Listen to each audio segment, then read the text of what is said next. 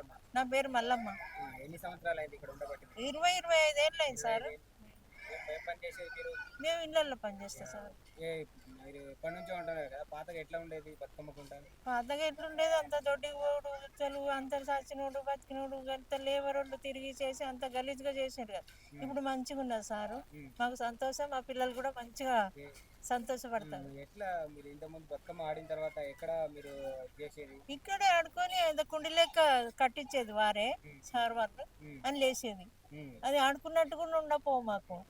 ఇప్పుడు మా పిల్లలు ఊరికి పోమంటుండ్రు, ఇక్కడే ఉంటాం మాకు మంచిగా అయింది అంటారు.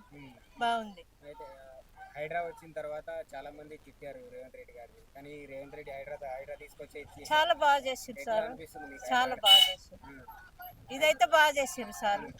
బాగా చేసారు. రేపు మీరు రేవంత్ రెడ్డి మన వైఫ్ తోటి కానీ పిల్లలతో మాట్లాడతాం అదే అభ్యంతరమే లేదు. మాట్లాడతాం సార్, అట్లేం లేదు.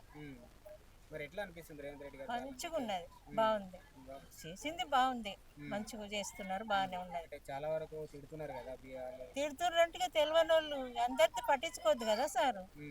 తెలియని వాళ్ళు తిడతారు, తెలిసిన వాళ్ళు మొక్కుతారు, గట్లా దేవుడని అంతే. ఇప్పుడు మీరైతే మాకు దేవుడే. Subscribe us and press the bell icon for more interesting updates.